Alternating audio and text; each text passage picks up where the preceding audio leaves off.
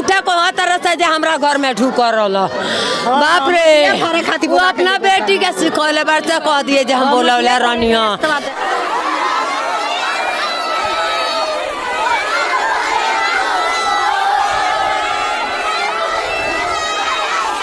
मरुआ तो दोनों का काहे ना मरुआ लड़की के मेटल में मरला हो बाड़े तो हमरा सब बहाना कह के ले गवन ए बार मरले बड़े लड़की के तो लड़का के मरले लड़कियों में लड़की के हम अपना हाथ मारे तब लड़का फुकाई उ मारल बा जे सब छेद दियल बा आर पार है छेद के निकाल दियल बा आँख निकाल लियल बा है मुँह फाड़ दियल बा है नु आ देह माने पूरा है लिंगास क के आ पूरा उनकर सजाए बा आँख फोड़ दियल बा उनकर आ पूरा गमछी से मुँह बांध दे कपड़ा उतार के ठीक बा आ हेते चुक पंखा रंगाउ छी माने जैसे उनकर सब है बदन काट लिहल बा है नु आ काट के तब एगो चुक पंखा रंगाउ छी गुटियावल बा डांड में सब देखनियो सब रोलन कार्रवाई के मांग करता है दोनों लाश संगे जरी तो जरी फूट हाँ फूट लाश तो जरी कोनो कीमत से ना जरी हाँ फूट जब लड़की के बहाना में मुआ दे तो लड़की के संगे लड़का के संगे लड़की जर जाई। नमस्कार जियो भोजपुरिया हम राजेश अभी हम पहुंचल बानी कुचायकोट थाना क्षेत्र के शीतल बरदहा गाँव में जहाँ एक युवक के धोखा से बुला के हत्या कर दिया जाता उहे गांव में पहुंचल बनी उहे घर के पास पहुंचल बनी जहां मातम पसरल बा और परिवार के लोग पुलिसिया कार्रवाई ना होखला के वजह से आक्रोशित बा। आक्रोशित परिवार सड़क जाम करे पे उतारू बा और सड़क जाम करे के योजना बना होता है। जब मौजूद लोग से जानकारी लेवल जाई का विवाद रहा आखिर काहे ऐसा घटना के अंजाम देवल गइल बा बोला के ले गइल बा रास्ता देखावे के धोखा से ही है सुबेरे देखनी ऐसा तो खेत में उनकर लाश मिलल मुँह बांध आँख फोड़ दियल बा उनकर आ पूरा गमछी से मुँह बांध दे के ले गौए चलो माटी अब भरे के रास्ता देखे ओ दादा ओ जा जाके झूठे को तरह से जे हमरा घर में ढुक रहा बाप रे वो अपना बेटी के सिखौले बार से कह दिए जे हम बोलौले रानिया बाकी हमरा सामने खात रहन बाबू हमार तो फोनवा कह के आ बोला के ले गौए आ ढोढ़ा के बेटा हो दादा हम दूसरा के ना को हेबरे दादा अभी मावा ना सामने आई तो ले लसिया ना फुकाई हो दादा माटी डाली के माटी भरे के रास्ता बतावे के बाबू जे चलो रास्ता बताओ जे माटी गिरो त कौन जना हम बियानी पहर जाए आ तना ते आके सुत रही है मोटिया गिरे लगी तो आ उहे बोला के ले गल वो अपना घर है बाबू तब मां घर में बंद करके मार के मुआवला बड़ा सा तब ओकर बहिन भाग के बन बिया दूसरा के घर में हमरा तब ओकर बहिन आके कहले बिया मुन्ना श्री भगवान के मामा के यहाँ जे हाँ हमरा घर में उनका के मारता लो जाइल छोड़ाइल तो ई लोग नहीं खे गई के वो लोग जगौले बिया उ लोग नहीं खेलो गइल त एगो लइका राज बलम के लइका आइल बन के जगौले बा तो हम संगे संगे बानी हम सुनले बानी एकरा बाद ही खोजी पड़ल बा तब हाला पड़ल बा जे मुआ के बिग देले बालू तो अब हमनी लाश तर गइल बानी सन लड़की करता लड़का मर गई माटी के रास्ता देखा के बोला के ले गो चलो लड़की के बहाना कह के मुँहले बारे सन तो हम लड़की कैसे जिए देव जब लड़किया के बहाने मुँहले बारे सन तो लड़की कैसे जी के रही दोनों लड़किया से कोनो बात विचार रहत लगा लड़की से बात विचार न लो माटी के कहूँ जे चलो श्री भगवान माटी गिरा के बाद चलो रास्ता देख लो हमारा से कहूँ माटी के रास्ता देखे के उन्हें ले जाके दोसर मेटल कोई ले बालू हमरा से तो कहूँ जे माटी देखाओ तो हम 1 घंटा में पहुँचा देता नहीं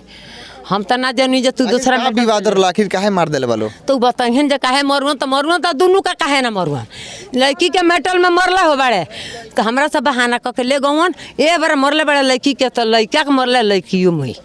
लड़की के हम अपना हाथ मारे तब लड़का फुकाई लड़की मुँह तो लड़का फुकाई ना तो ना फुकाई भीम बोला के ले गवन हाँ ढोड़ा के लेके ट्रैक्टर चलावत हन हाँ ट्रैक्टर के ड्राइवर हन अपन निज गाड़ी चलावत 4 दिन से गाड़ी फार्म में रहा 4 दिन से घरे बाड़े तो रात गाड़ी आयल बा दियरा से दियरा गोरला 4 दिन पर गाड़ी आयल बा तो रात फोन कहूँ जे बाबू तू सवेरे 3 बजे आके ट्रैक्टर ले जाइयो चमनी पर जाई तो हम तो जौनी जे बाबू रास्ता देख के आके सुत गल बाड़े तो चल गल बाड़े चमनी फार्म में ट्रैक्टर ले आवे हम तो ना जानिए जे ले गल बड़ा तो तू नहीं से नहीं मुँह दिले बड़ा हम तो ना जानी हाँ बाद में हलचल पड़ल है जे हाँ श्री भगवान के मुआ के फेंक दिले। ला के जब ले गइल बालो तो जब उनका घर चौंप गइल बड़े तब ओइजा धोखा से ले जाके पकड़ के आ उनका के मुआ दिले बालो तब उनका घर के लड़की जब आइल बिया तो उ कहले बिया तो ये लोग के लगे खबर आइल बा ठीक बा। तो ये लोग के लगे जब खबर आइल बा तो ये लोग 2 जना बीरबल आ उपेंद्र गइल बालो तो कहीं से चलल नहीं हो जा तो कहता लो जे जाके का कल जाई बनलहीन बालो चौकीदार आवेले तो चलल जाला है नु आ तब हाला भइल तुरंत जब उ काट के बिक देले बालो तब सब आदमी चिल्लाते गइले हैं। उ मारल बा जे है सब छेद दियल बा आर पार है छेद के निकाल दियल बा आँख निकाल लियल बा है मुँह फाड़ दियल बा है नु आ देह माने पूरा है लिंगास क के आ पूरा उनकर सजाए बा कपड़ा उतार के ठीक बा। आ हेते चुक पंखा रंगाउ छी माने जैसे उनकर सब है बदन काट लिहल बा है नु आ काट के तब एगो चुक पंखा रंगाउ छी गुटियावल बा डांड में सब देखनियो सब कार्रवाई के मांग करता है लेकिन क्या कार्रवाई होनी चाहिए? उचित कार्रवाई होना चाहिए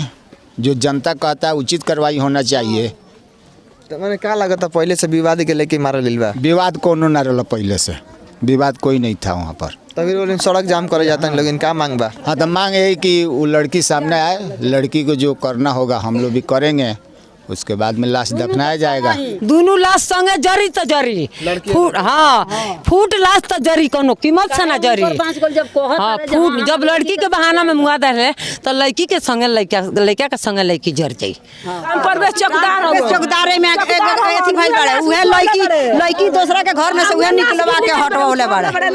लाश उहे ओजा उठवावला हां ओजा हमनी रनी है लाश तो ओजा रनी है तो हटा देला हन थाना आइल ह तो थाना से उठवा के गाड़ी में ले गइल ओकरा बाद लड़की हीरा के घर में बलुआ पर लुकाइल बिया वजह से आके फैन राम परवेश चौकीदार वजह जाके आ लेडीज पुलिस बोला के आ लड़की के हटवा दिला हन। हाँ आ एजा से आदमी गई रहा लड़की के ले आवे मेहरारू पार्टी 2 आदमी गई रहा ना आवे दिला हन चौकीदार। पीड़ित परिवार न्याय के मांग करता न्याय दिलावे खातिर और वीडियो के ज़्यादा शेयर करी वीडियो रहा यूट्यूब फेसबुक देखे मिले अगर यूट्यूब चैनल के सब्सक्राइब नहीं के तो सब्सक्राइब करी और पीड़ित परिवार के न्याय दिलावे खातिर आवाज़ उठाई। चौकीदार के सामने भी सकरले बाड़े कि हम मर्डर कैले बानी तो चौकीदार उनका के बुला के वजह से ले गई बाड़े वो अपन पूरा ये से माल जाल जो भी रहा सब हटा के अपना हितई पौनाई कर दिले आ घर में ताला मार के सारा आदमी भाग गई बाड़े जैसे।